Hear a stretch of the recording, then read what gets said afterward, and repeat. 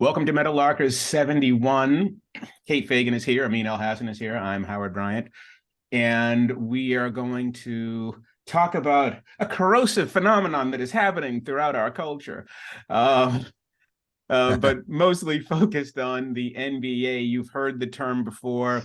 It is called ring culture, which is the ring chasing, where the only thing that matters is winning a championship, no matter how you get there, who it's for, whatever.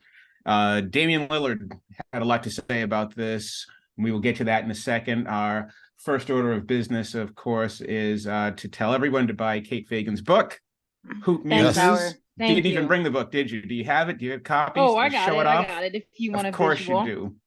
Is Amin looking around? Oh, he's in the I'm not. LeBatard studio. I'm in Miami, so I didn't know if there was one around here. There is one. Yes, There is yes, one. yes. Where did he put one? Where did he put one there?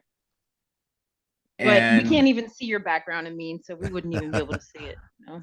go buy it. Just came out in the past week. We're on week 2 now, aren't we? Yeah, it's It 8 dropped days on the old. 7th, I think. 8 days Yes. old, Howard. Yes, it is 8 days old. And it's NCAA tournament time on the men's and the women's side. What better thing to do in between regionals than read Hoop Muses? We have our honorary captains today for Meadowlarkers 71. 71, we are still, of course, in defensive, offensive lineman territory, but I will throw a 71 out to Pittsburgh Penguins super scorer, the Russian Evgeny Malkin, Sidney Crosby's partner in crime. I will also throw out an old Patriots number, Sugar Bear Hamilton, who was robbed in the 1977 playoff, roughing the passer against Kenny Stabler, the best Patriots team to that date, robbed in the divisional playoff. A 71 is also good for 71 also has to go for Roberto Clemente, his greatest World Series, hit 414 in those 7 games, his last greatest moment. Shout out to the great one. And there are all kinds of 71s in basketball. I think Elgin Baylor hit for 71 one night. There's a lot of 71s out there. Didn't Dame Lillard? We had a couple this year. And Damian Lillard hit for 71. I didn't know if it was 70 or 71. Yes, he hit for 71 just a couple of weeks ago.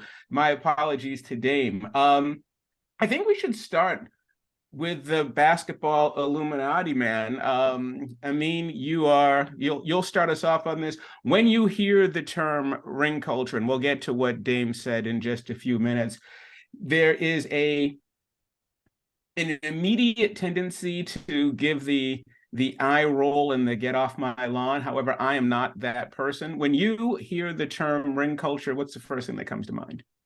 Well, first of all, it's spelled rings with multiple Z's. With multiple Z's, very, yes. very important, right? Yeah. And the more you win, the more Z's you get. The more Z's you get, or the less you win, the more Z's you need. There you go. Yeah. Rings. I am transported back to my high school years, or maybe a little bit younger.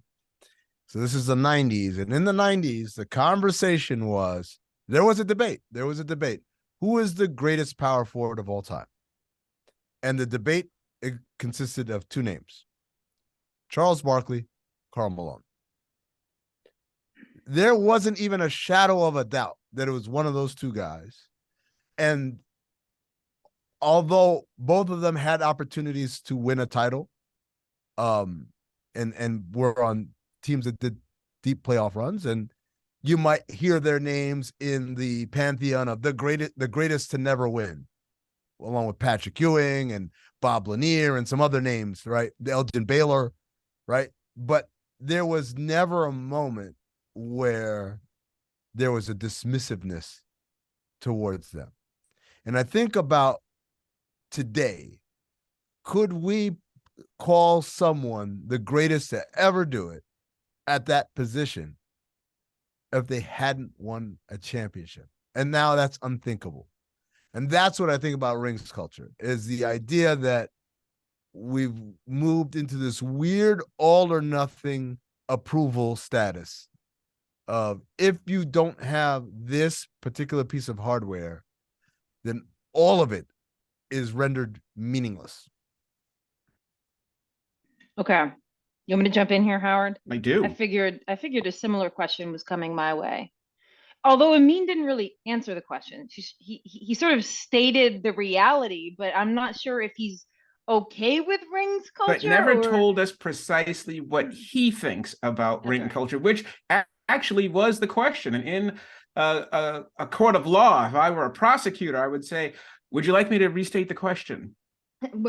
So, I mean, I do want to know, but I'll give you my perspective on Ringzzz culture. But I want to know if you're against it or for it as well. But I will take a stand and say that when I saw that Dame Lillard had said this, I was like, good. I'm glad that he is calling it out. I also am not a fan of Ringzzz culture, and I'll stop doing that in a second because that's kind of annoying, of ring culture, because I don't just think of, when Dame is talking about this ring culture in the NBA, he's also talking about a phenomenon in regular life as well, like, which you could just, and a lot of high schoolers do, which is achievement culture, which is where you go to school or what you do, what your SAT scores are, or whatever way you want to, whatever metric you want to use for it. It's a thing that a lot of people feel, whatever ring culture is in the NBA. And there's other pursuits where you are just chasing the one huge end goal that only a very few amount of people reach, and then you are judged against that, is a thing that exists in other industries. And then another thing I was thinking when he was talking about this was how regular stakes aren't okay anymore. It used to be in let's just keep with the NBA, like watching the regular season was in itself interesting. A game itself, and whether you win or lost that singular game, seemed to be enough to hold people's attention to some degree. And now we have had to refine and elevate those stakes where it's only a ring, and the ring is a referendum on whether or not you have a true athletic character, whether you can be deemed successful. And that has been gradually building to that moment over decades. And I think there's parallels. Like, Howard, we were talking on a previous podcast, I think the one with Dave Zirin, right? Well, anyway, we on a previous podcast, we were talking about how I was mentioning that even our TV shows have to have higher stakes now. Like, we used to watch a TV show like with a talking horse, and like that was the premise. And now it has to be like, an end of an apocalyptic zombie pursuit. It's like there's got to be like 10 different things happening at every time. So this kind of ring culture and like the elevation of stakes to like do or die, or like a full referendum on who you are, is a thing that is happening outside of just the NBA. And I agreed with Dame that I'm kind of over that being a measure of whether you can be successful or not. 100% right. And we'll throw two things out as we continue on. One, breaking news, Aaron Rodgers has told the Pat McAfee show he intends to join the New York Jets. It just came across my screen, so I thought I would say that. Okay. Damian Lillard on JJ Redick's podcast, The Old Man and the Three, part of what he said was, while we all want to win a championship, we can't keep acting like nothing matters, like the rest of the stuff, the journey doesn't matter. We can't keep doing that. I think about it all the time. And then he said, I don't know if I can just play a long, long time, because I don't enjoy what the NBA as a whole is becoming. Jeremy, can you play the audio of Dame talking with JJ Redick, please? The NBA I play in now is not the NBA that I came into. And I expect it to evolve. Everything is constantly changing. But like, I feel like I play for the love of the game. Like, I want the competition. I want to know what it feels like to win. I want to see my teammates do well. I want to see my teammates get paid. Like, I enjoy the bonding part of it. Like, we spend more time with each other than anybody. But now it's like, that don't count. Regular season don't count. Get a ring. You know what I'm saying? Like, who this guy's the MVP. This guy did this. He the first. It's like, bro, what is this stuff? Like, what is this? You know what I'm saying? Like, I don't want to make it about my situation, but I was talking after a game like a week ago, and I was just like, they was asking me about Dame, but like to win a ring, and I'm like, bro, I don't need to prove to y'all that I want to win a ring. Why the hell do I play? Like, I don't need to prove that to y'all, but we cannot keep acting like, while I understand we play to win championships, we all want to win a championship, we can't keep acting like nothing matters. Like the rest of the stuff, the journey doesn't matter. We can't keep doing that. You know what I'm saying? So I feel like there's so many ways that the league is different. There's so many ways, and I think about it all the time where I'm like, man, I don't know if I can just play a long, long time, because I don't enjoy what the NBA as a whole is becoming. And yeah, I mean, first, Kate had asked you about going back to your thoughts on this. Tell us your thoughts, and also what you thought of what you just heard with Dame. Yeah, so championships were once used as the splitting of hairs, right? In terms of comparing people's careers and legacy. It's, hey, he accomplished this, he did this, well, so did he, and they're really comparable. All right, well, then what's the tiebreaker? Well, he won a championship and he didn't, or he won more championships than he did. And that has been supplanted. It's like in the NBA, if two teams are tied with records at the end of the season in the playoff hunt, they go to tiebreakers, and the tiebreakers are like your head-to-head. And if the head-to-head is tied, then they go to your division record or your conference record. And it's like, imagine if, rather than comparing their two records of these two teams, right, instead of saying, hey, they won 58 games and they won 50, we skip that and we go right to, well, what was their division record? Well, there's a lot that gets there. Probably the perfect example of this rhetorical conversation is, this is a version of this question has existed for at least 20 years, maybe more. Would you rather have Robert Horry's career or Charles Barkley's career? They were both power forwards. Is ridiculous.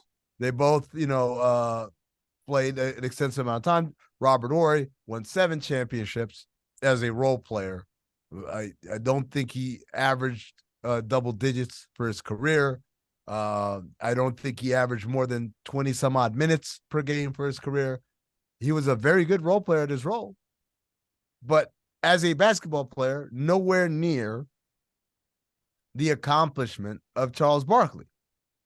But he was on 7 championship teams and played a pivotal role in all 7. So would you rather this or that? And the answer is what you said, Howard. It is ridiculous that this is even a question. Of course, you want to be the best at doing this and not merely have played with the best at doing this, which is what Robert did. Yeah, and I think what it is, I actually think that this conversation has shifted, and I think where Dame is coming from, the championship has always been central to the professional athlete. That's not an issue. We know that as fact. One of the points that I have always made on this is the greatness of the athlete, especially in basketball, which is a best player wins sport. More than any other sport, basketball is the best player wins sport of the team sports. There's only 10 guys on the court, 10 players on the court. And if you're that good, you can affect everything on the action. You can affect all of the action. And if you are one of those players,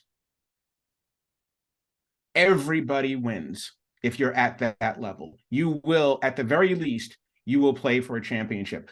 Who is the greatest player in the history of the NBA to not even reach the finals, right? Whoever that player is, you're not going to consider them one of the best ever because you are affecting so much of the action. And most professional athletes, even in the fluky sports, the ones where you're like, well, they don't really get to control everything, even football, where the offensive player has no effect on the defense, right? I mean, you can't control if you've had a lousy defense your whole career. Even those players, for the most part, they all play for championships. It's because the athlete themselves are that good. They all get there. Now, Once you get there, most of them win, a lot of them don't. Barry Sanders never got there. Calvin Johnson never got there. Ernie Banks never got there. And so some of that is because of the playoffs, some of the reasons for the change. Obviously, Ernie Banks played in an era for the great majority of his career where you had to win the pennant to make the World Series. There were no playoffs back then. But I think what Dame is talking about and what this conversation is really about isn't whether or not, rings chasing or, Ringzzz culture is about the referendum of winning a championship. It's about whether or not you have to dump everything you're doing and go join a team in order to win. You have to leave your situation. We've talked about this for years. If you go back, Elgin Baylor never won a championship. He retired 9 games into the 1972 season, and the Lakers actually won it. I think he was 0 for 8 against the Celtics. The same was true for Jerry West, but he happened to win it that year. And so the greatest example of this up until we had gotten to the Charles Barkley, Karl Malone era was Dr. J. They've been talking about Dr. J winning a championship and when is Doc going to get it? But that was so much more sentimental. It was like, okay, he's done everything else. Wouldn't it be great for him to win? It wasn't, he's not a great player because he doesn't have an NBA championship. It was much more of a culmination. And I think Amin and Kate jump in on this, whoever wants to take it.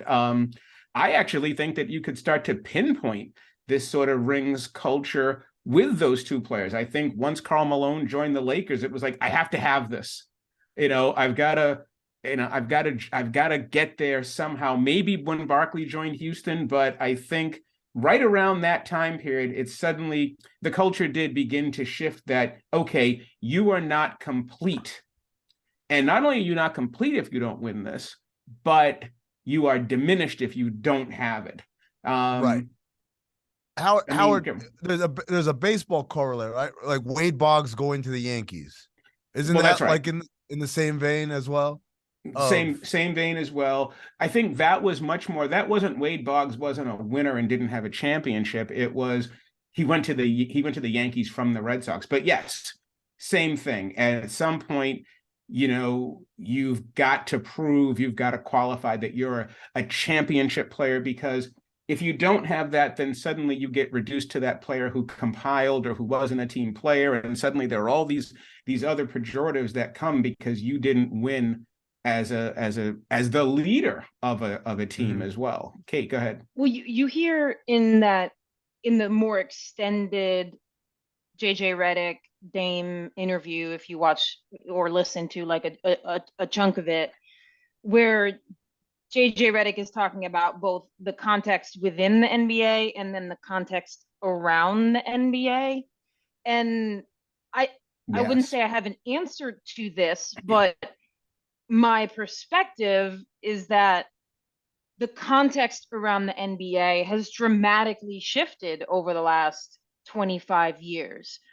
We've gone from highlights on ESPN and, city radio shows to a much more national point of view on how we talk about the NBA. And I feel like over that generation, the context around NBA players and how we talk about them has escalated, and we've leaned more on, both in print media and in national media, on whatever the equivalent of like listicles is. I was about to say that, yeah. And I feel like the discussion of Ringzzz is the end point of a listicle, where we need to have something both that we can orally debate, and we have to have clear frameworks for the ways we're talking about how we're going to rank these players. And along with that has evolved this idea of ring culture, and not just through this period, but I feel like it's been reinforced through sports media and the way we talk about sports now. So I think that that's kind of what, and Amin, I'm interested in your thoughts here because you've been inside the world. And so it's, I don't want to say that, these two things probably have somewhat of a symbiotic relationship, in like the more people outside the NBA talk about that the value of being an NBA player resides in winning championships. No doubt that is like being absorbed by NBA players, as if I want to reach the pinnacle, then a ring ever more so than ever now matters. Have you seen over that last 20 years some of that sports media context then weighing and changing how players themselves might think about this? Yeah, I don't think it's so much as I need to reach the pinnacle. It's like reaching the pinnacle is actually the positive version of this, is that how can I put a bow on this career by winning the ultimate title? That's to me, that's a positive. It's aspirational. The issue is that's not how it's framed. It's framed in the negative, which is if you don't do this, you were trash. Yeah, it's don't even enter this conversation if you don't have one of these on your ring, right? And you know, when Kevin Durant went to Golden State, I believe that there's a lot of reasons, right, of wanting to play in a system that was more free flowing and wanting a different experience, given that he had spent the majority of his career in Oklahoma, or the entirety of his career up until that point in Oklahoma City. But part and parcel of it is I am doing incredible things, unseen before things, but I will be washed away in history if I don't win one. If I'm not a major driving force in winning one of these things, all that I've done will be for naught. And I know Kevin Durant right now will say, well, that's not why I play, and that's not why I did it, or whatever. But that's the reality. That's the reality facing him. That was the reality facing LeBron when he left Cleveland. It's the idea like, I need to do this. If I don't do this, it's the reality facing Dame right now, which is people they are constantly trying to pull him out of Portland. Yep. And that's by the way, reason. but there's I think no, yes and no, because I know I'm someone who in the past says I'd like to see Dame leave, because I think of him in the same way I think of Kevin Garnett, where it's like, it's not because you're not good enough. It's because clearly this organization doesn't know how to do that. That is the next piece of this. That is the next piece of it. Absolutely right. So like the part where like you're trash, like, oh, like we're gonna talk about the great guards of this era, and someone's gonna say Damian Lillard 20 years from now. What has he ever won? That's the part, right? That's the part that's really damaging and toxic. And that's the part that he's referring to, is that it's not that. That's what he talks about. Like, look, there's things that's happening every game, every season that doesn't end in a championship, but is meaningful and is impressive and is foundational to a great career. But if we throw it all out because it doesn't have a little gold tab on the back of the jersey, then you're cheating it. You're cheating the essence of the game in that way. No, 100%. And I think that before we move on, Howard, I do want our resident NBA expert, Amin, if you can give us a little bit of context, because in hearing what Dame said and then trying to gauge the reaction to it, I would summarize the majority of the reaction to it as being essentially, oh, that's just a loser making an excuse for why he's a loser. Can you, at least before we move on, give us like some context about whether in NBA circles or around the NBA world, how do people think of Dame's decision to stay in Portland and play the most meaningful years of his career there, even if it's leaving this like fiery pursuit of a ring, maybe not to the side, but it doesn't seem to necessarily be the driving force all of the time. Some people blame it on like blind loyalty, a la Garnett. Garnett was just fiercely loyal to, this is the franchise that drafted me, so why would I ever leave? It's my mission to bring it here. Some people think it's a financial thing. It's because he signed that massive extension, and so you're always, Bradley Beal's another player who kind of gets that knock. It's like you're always going to make the most amount of money playing for the team that drafted you. The rules just make it so that they can pay you more. Some people will say that it's a form of kind of weird cowardice, where it's like, if I stay in this lesser than situation, it'll never be my fault that we don't win. Right? Like, that's the thing. It's like, if I'm here, I will get to continue to be great and loved by this local population and be a national name. And when people say Damian Lillard didn't win one, they'll say, oh, it's because the Blazers never got him another all-star to play with. It'll never be because Damian Lillard wasn't good enough. I don't believe that, but that's something that people say. So I think And it's people a have said combination that about players. They said it about Barry Sanders. They've said it about a lot of players. Well, didn't move, even though most people just don't know what the hell they're talking about. That's pretty much a lot of it. But here's one. But to that point, real quick, Howard, the difference between Barry Sanders and the world Damian Lillard lives in is Barry Sanders, you hear whispers here and there, but for the most part, your peers and the media covering him all recognize this dude's like one of the greatest. Exactly. 100%. Whereas Damian Lillard is inundated every day by either stupid people on the internet or people in our position who are informed and influenced by stupid people on the internet. Well, and he also plays in a best player wins sport, and Barry Sanders doesn't. And so, so there's that. We can also in a later segment here blame all of this on Michael Jordan. Anyway, so and we should. And we should. But here's what I'm going to say too, right? This is the coin of the realm right now. This is where we're at. We live in a culture of rankings and lists and best of and superlatives and all of these things, and the conversations themselves have become very toxic. We also live in one of the tenets of this show we talk about is empire. We talk about what the culture is pushing us toward, and what our culture pushes us toward is individual achievements. So the ring has become an individual achievement, something that I need on my resume as I build my brand, and this is missing from my shelf, when a championship is actually a team accomplishment. Mm-hmm. And as we continue to move as a society in this very capitalistic way of winner take all, of one wins everything, it always brings me back to the question I ask people just out of the blue, and they strangely don't know the answer. When I say, how do you win at Monopoly?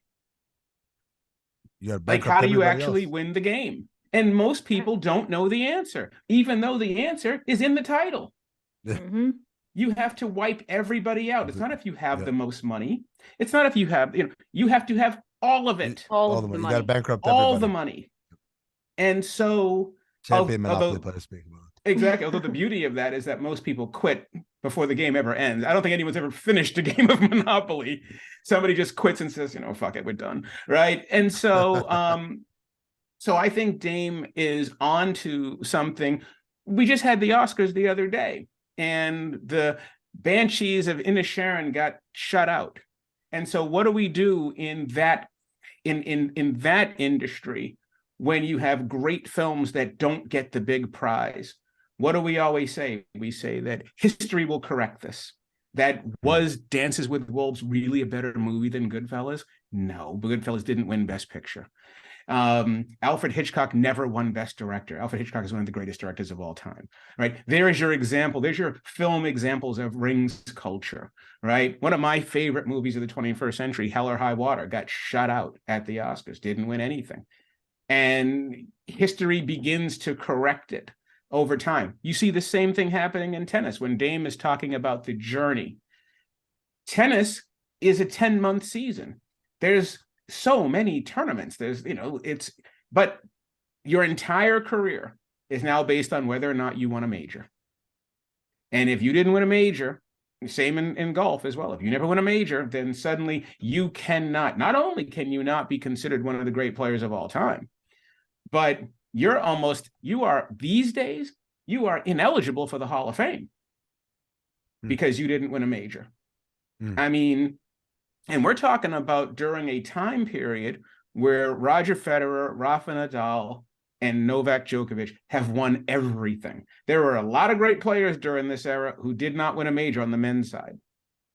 And even on the women's side, it's less, even though you had Serena, there was more opportunity to win.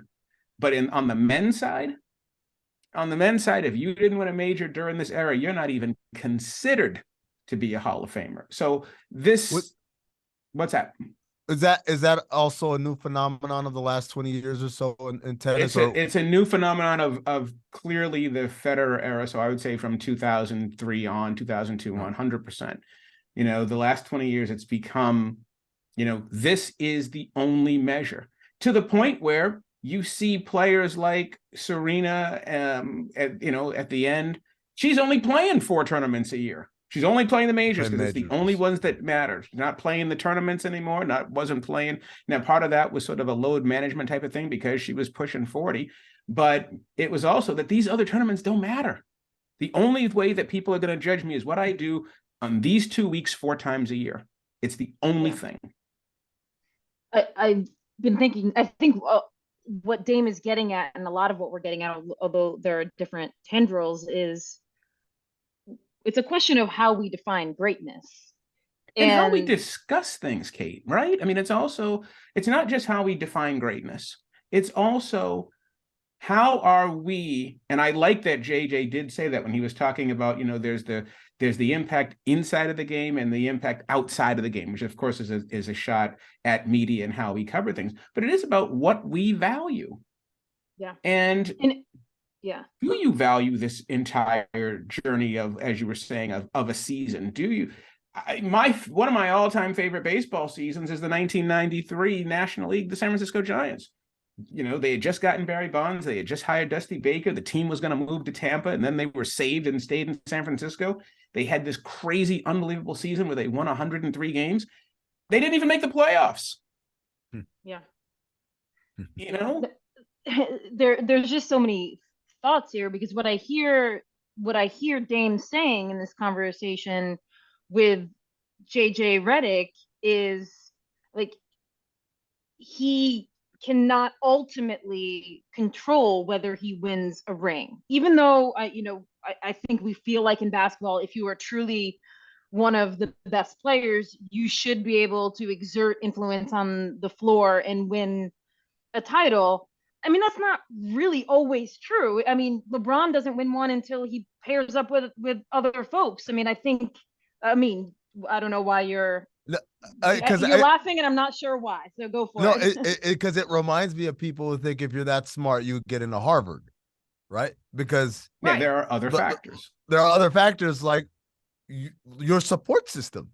A kid who grows up in a wealthy household, who goes to a good school that gets a lot of tax dollars because they live in a great neighborhood and is exposed to all these extracurriculars. Of course, they're going to have a better chance of being educated at a prestigious university than someone who doesn't have those things. But those aren't in and of themselves measurements of the intelligence or the worthiness of these two individual students. They're merely just factors that push or pull them close to the goal of gaining admittance. And that's the same thing. It's like, yes, typically players that win championships are great players. Yes. But great players have different circumstances that they're growing up in, the coaching, the teammates, the organizational stability, the ownership. There are all these other factors, and not for nothing, luck.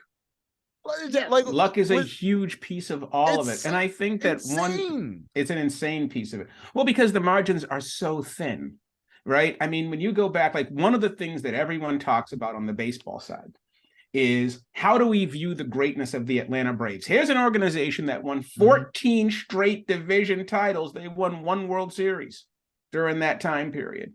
1. They were considered the biggest chokers of all time. They are not even considered when you say, okay, name me your great teams in the history of this sport. The minute you bring up the 1991 to 2005 Atlanta Braves, people will immediately say, yeah, I won 1 championship. Here's the thing, though. They won the World Series in 1995. They beat Cleveland in 6 games. The very next year, they're up 2-0, going home for 3 games against the Yankees. If they get that title, they are back-to-back champions. The word on the street was that Joe Torre was going to be fired as a first-year manager of the Yankees. The whole thing changes. Yep. And what happens if Walt Coleman calls the tuck rule a fumble? The whole thing changes. So that's why I was right. In the case of the Braves and the Yankees, it didn't really turn on a trifle. The Yankees just ripped off 4 wins. And then, by the way, there's no, like, how is that a demotion that we lost one of the great dynasties? that like, right? Like, oh, you guys suck. Why? We lost twice to the Yankees, who were buzzsawing the sport. Like, yeah, you're garbage. Well, that's insane. But beyond that, there's like actual luck. Like, so the example I always bring up is in 1988, the Pistons and the Lakers play in the finals, and Isaiah Thomas gets hurt in game 6, I believe, in the 4th quarter, and then doesn't play game 7, and the Lakers win in 7, right? And then in 1989, Magic Johnson gets hurt in game 1, and everybody else is hurt, and the Pistons end up sweeping the Lakers. Now, in those moments, we know, oh man, who knows what would have happened if Isaiah was healthy for game 7? Or who knows what would happen if the Lakers were fully healthy the next year? But as time goes by, nobody gives a shit. We just say the Pistons won 2 titles in that time, and the Lakers won 5 titles, and that's all we care about. And so when the Lakers won in the bubble in 2020, and people were talking about, we should put an asterisk next to it because they won in these weird conditions or whatever. And our colleague Tom Haberstroh wrote this article where he said, yes, absolutely right. I'm fully supportive of putting an asterisk on that. And while we're at it, I'd like to add a couple more asterisks. And it turns out you go every year, every single year, something untoward happened, and we got crowned a champion. 2015, Kevin Love and Kyrie are hurt. Warriors win, right? 2016, Andrew Bogut gets hurt and Draymond gets suspended, and Harrison Barnes is on the side of a bus, like on the side of a milk carton. Cavs win, and you go all the way back. Like, pick one, like 1995. Nick Anderson misses 4 free throws in a row and gets into a mental funk or whatever. You go all the way back to even some of those, like 69 Celtics Lakers. No, the Frank Selvey shot. And the Don Nelson shot. The Don Nelson shot, and also Bredikoff leaving Wilt Chamberlain on the bench. Leaving Wilt on the bench because he wanted to. Like, these are all insane whims of this, as you said, the slightest margins. They have nothing to do with, well, I'm just better than you. And let's not forget the famous. Let's not forget the famous. Why was Bill Buckner in the game in the first place? For the ball to go through his legs, because John McNamara loved Bill Buckner so much after a long career and believed he had earned it. He wanted Bill Buckner on the field for the celebration. He's never in the game in late game situations. But here's what happens though. As it feels as if when you become the winner, you then adopt the belief that says something deeply about who you are. Maybe in the moment, I was just tougher. Yeah, maybe in the moment you're like, damn, we caught a lucky break. But the moment you win, and henceforth you have been dipped in gold, and you start to, at least the way athletes talk, it seems as if they start to believe that this is an intrinsic character that they possess. Well, isn't that something that we winners? Yes, isn't that something and they can't choke? Well, that's right, but isn't that something that we create? Because we talk about, and this is the reason why so many players don't want to talk about mental health, and one of the reasons why they don't want to talk about all the flip side of it, because it is revealed as a character flaw. And one of the things about this that Amin brought up earlier that I want to get to, just so I don't forget, is when we do talk about Ringzzz culture and the rest of it, there is a flip side of that. And the flip side of it is, it's important for you to get out of a bad situation. You deserve to be on the big stage. You deserve to be, like, let's see what you're really capable of if we put you in a championship environment. And there is something to that. There is something to, well, one, because the players don't get to choose where they're drafted anyway, which is one of the let's not forget the labor piece of this. Mm-hmm. And the labor piece of it, to me, is that, at some point, just because you were drafted by an organization, and just because the rules and the reason why the rules are set that you're able to, as an organization, pay the most, is to suppress the labor market and to suppress free agency. So none of that is virtuous. So there is a flip side of this where I do think of it. Yeah, it makes sense if you're in a bad environment that people would want for you to be in a place where, gee, what would it be like if I was in a first-class organization that was going to do everything it took to give me championship pieces? I want to go back to the idea of what Kate said about athletes at the time recognizing it, but as time goes by, believing the mythology. It's kind of like Elon Musk and these billionaires who think that they're actually like brilliant as opposed to fortunate in certain ways to land in the right place at the right time.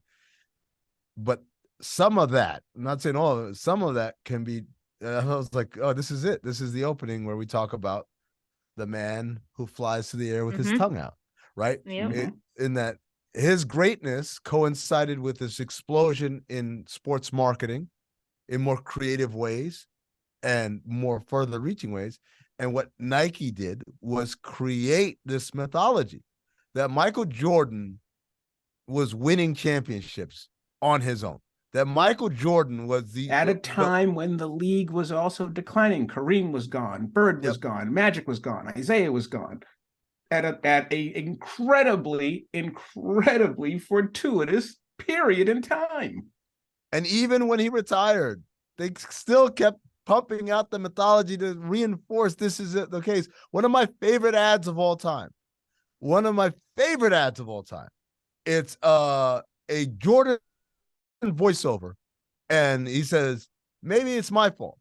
Maybe I made it look too easy. Maybe they didn't see when I won Defensive Player of the Year. And he starts listening to all these accolades, and they've got all these images of Chicago, and it ends with like the trophy room, I believe, either at the Berto Center or at his house, I don't know. And you see all those titles and the finals MVPs, and you see he's talking to a group of kids, and he says, or maybe you're just making excuses.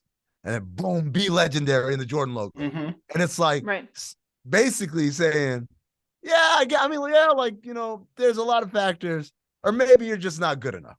Yeah. Like, I mean, we do enough. this on every level. Like, I mean, you referenced the Oscars, Howard. I mean, how many Oscar winners have gotten up there and been like, this is proof, kids, that you can do this. You can do this. No, it's not. And you're like, no, one person got that Oscar this year. And they campaigned, and there was money, and there was networking, and there were all of those things. And like, so many decisions that were made by your own studio about who we're going to promote and what films are actually going to get that push. As anyone, Kate Fagan, who has written a book, knows, the publisher is making a decision who's going to get the resources, who's going to get the advertising, the PR budget to actually push your book toward a bestseller.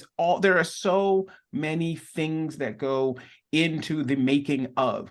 The one thing about this that I will say, though, that I do tend to agree with on the sports side is that mental aspect where the players know, and they'll look at each other and go, we got away with one. And then they just take off. Like, it's like, okay, we got away with one. Like, for example, the one thing I will say to all of you Oakland, Los Angeles, Oakland, Las Vegas Raider fans is I will say to all of you, yes, I believe the Tuck rule was a fumble. I believe the season was over. I was watching that game, and after the fumble, I turned the TV off and said to my wife, season's over.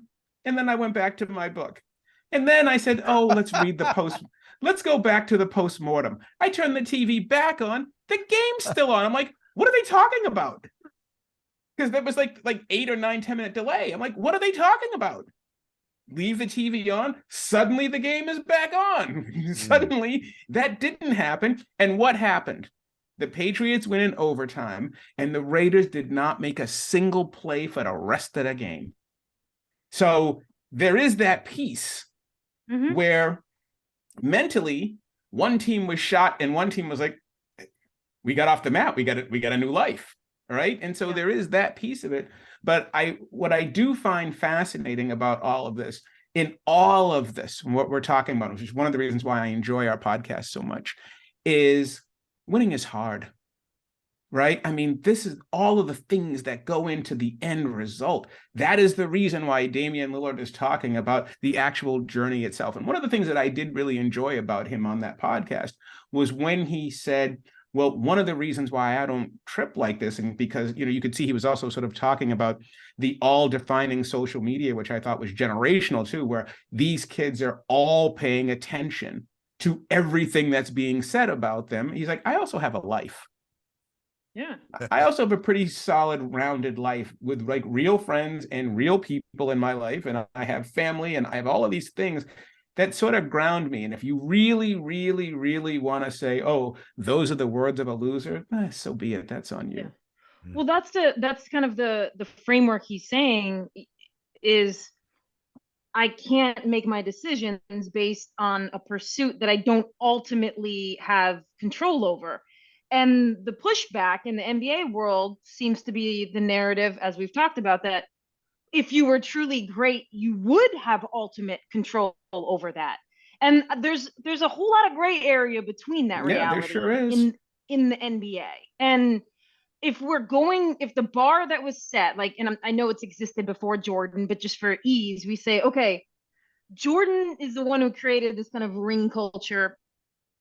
Well, that's Michael's thing, though, right, Kate? But also, Michael Jordan, I don't think anyone would say is like, he's probably an egotistical monster, right? I mean, like, there's the fact that we are allowing certain athletes. Well, but let's certain athletes set the barometer for everybody, and if you want to be a great athlete, then you have to basically be a form of a sociopath in some form or another.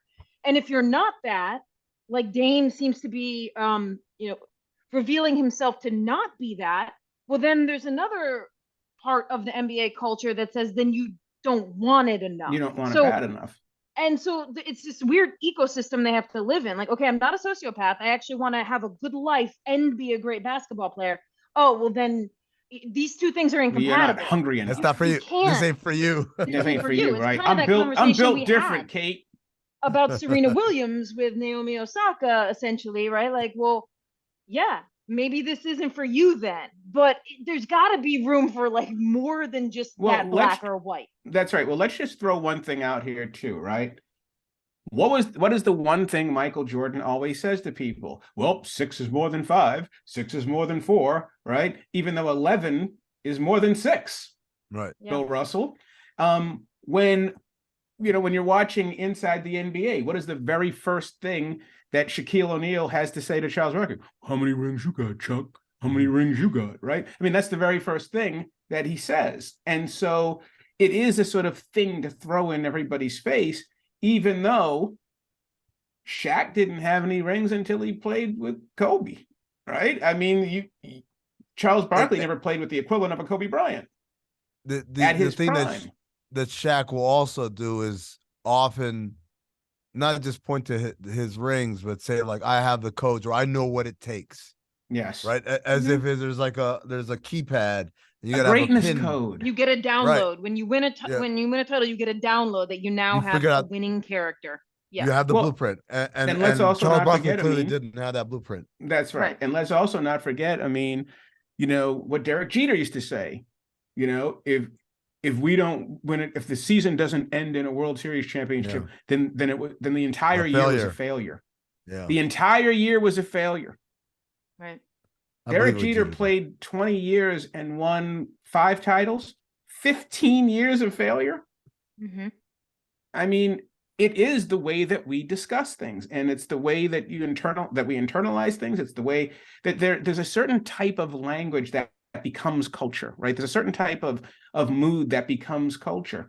And I think that sometimes you can fight it and sometimes you can't win. And I think that there's a great opportunity, and you're starting to see that pushback. You bring up Naomi Osaka, and you're talking about this sort of work-life balance type thing, which isn't supposed to exist for athletes. Right. For athletes, it's championships or nothing. You are nothing. And I do think that there's an interesting anthropological sort of dive to do here in terms of really sort of pinpointing when that shifted, because there was a moment, like when you think about it, there were guys that you wanted to see, like Dusty Baker finally won his championship. And was it true that, yes, no manager has been inducted into the Baseball Hall of Fame without winning a World Series? That is true. So there is something to these sort of prerequisites. But are you really going to say that Dusty Baker is not good at what he does because he didn't win a World Series? In a sport that has a 1 in 10 chance of winning the World Series once you make the playoffs? Let me ask this question. Are there any sports that are insulated from this, where this isn't a thing? Whether it's an individual sport, you're talking about majors, or a team sport, you're talking about a team championship. Like, if probably not, I would guess, but I think that the difference is the obsessiveness or the pervasiveness of it. I think everybody is judged on championships. It's sports. There's no question about that, right? Everybody is judged on whether or not you held the trophy. And if you didn't, some people are judged more harshly than others. But I think what we're talking about here is it's like a weed in the NBA, no pun intended. It's like, it's like bamboo. It's an invasive species. Whereas I think that we saw it in the NFL during the Super Bowl. Well, Andy Reid had already had a championship, and he really needs a second one. It's really going to help. It was more burnishing than if you don't win, you are nothing. And maybe it is that NBA best player wins thing, or maybe because it is the trashiest trash talking sport. I don't know what that is, or because it's such a more in your face game, or because of Michael Jordan. Or it's Michael Jordan's fault, right? Or whatever. I mean, whatever you want to call it.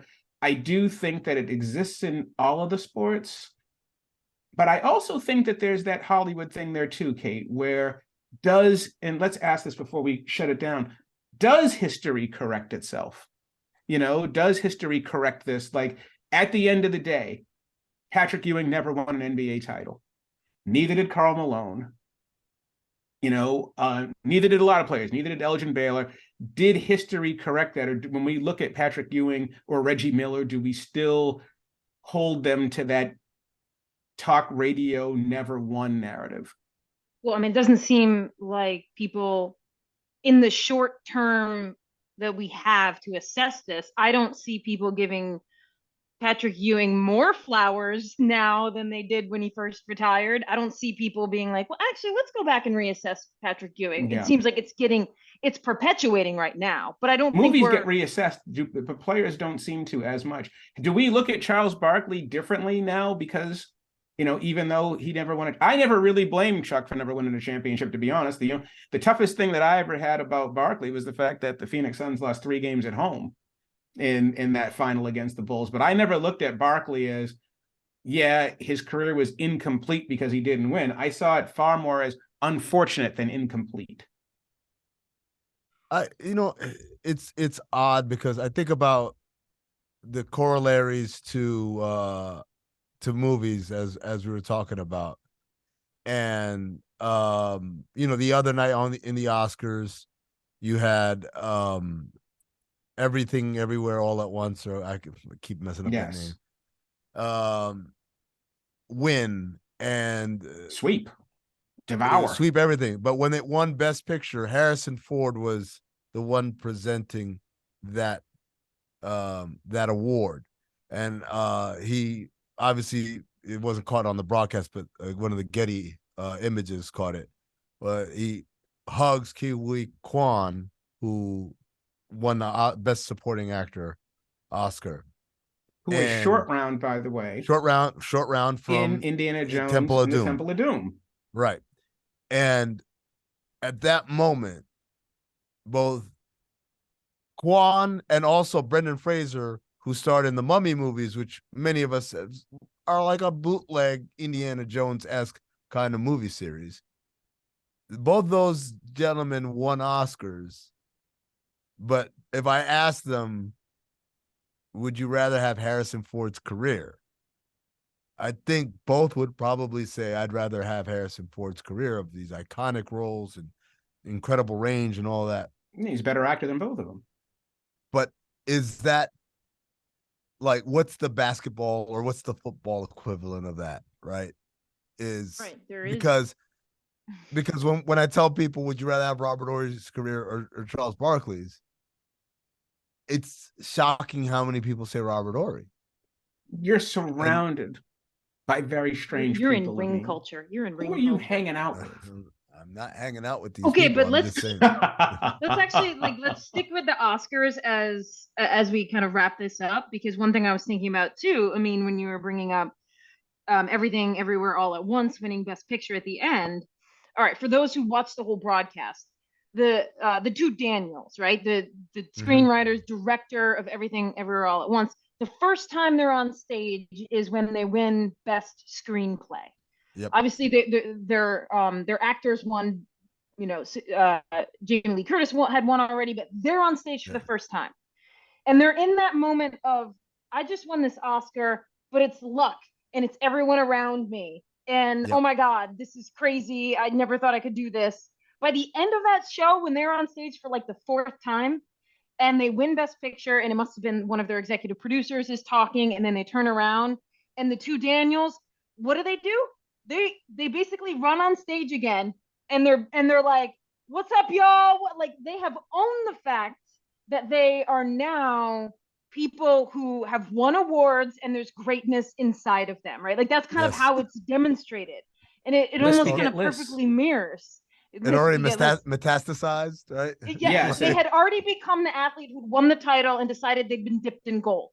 You know, and I would just love it happen to them. That's right. I would have just loved for somebody up there to say, "I'd like to thank George Floyd for this," because let's not forget that the combination of George Floyd, Black Lives Matter, Oscars So White, Me Too, all of it has changed who gets to win awards these days. Yep. Let's not forget the moment that we're in. And on that note, I think we're gonna shut it down for Meadowlarkers 71. I'm Howard Bryant, Amin Elhassan, Kate Fagan. Thank you.